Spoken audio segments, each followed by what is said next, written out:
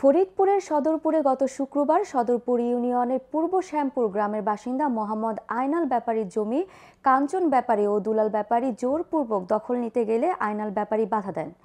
এরই জের ধরে আইনাল ব্যাপারী ও তার স্ত্রী কন্যা সন্তানদের পিটিয়ে রক্তাক্ত জখম করেছে।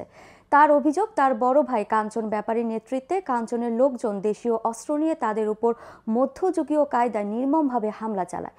এই ঘটনায় গুরুতর আহত হয়ে আইনাল ব্যাপারী ও তার পরিবারের লোকজন সদরপুর হাসপাতালে ভর্তি রয়েছে। এ বিষয়ে সদরপুর থানার অফিসার ইনচার্জ মোহাম্মদ মোতালেব হোসেন জানান, এই ঘটনায় অভিযোগ পেয়েছেন, মামলা প্রক্রিয়াধীন রয়েছে, তদন্ত সাপেক্ষে আইনানুগ ব্যবস্থা নেওয়া হবে।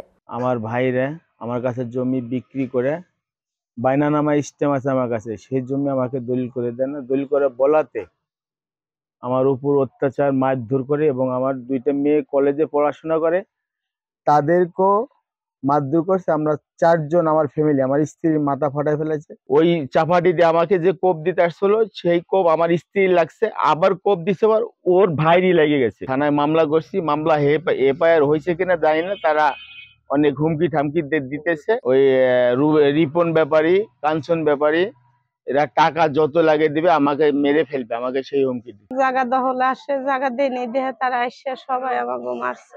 আমাদের বাসায় জমি নিয়ে অনেকদিন ধরে ঝামেলা ছিল। দুপুরে আমরা বাসায়, আমি আমার মা আর আমার আব্বা বাসায় ছিলাম। আমার মেজো কাকার ছেলে, মেজো কাকা, আমার নোয়া কাকার মেয়ে, নোয়া কাকার স্ত্রী, মেয়ে সাথী, মেজো কাকার বড় ছেলে রিপন, ছোট ছেলে রুবেল, আর বড় কাকার ছোট ছেলে দেলো, আর মেজো কাকার ছেলের বউ স্বপ্না, এরা মারধর করছে। আর আমার যে এখানে মাইরে কাঠ দিয়ে মারছে, আর এখানে মারছে, মাথা টাথায় বাঁশ দিয়ে মারছে, অনেকগুলো মারামারি দিছে।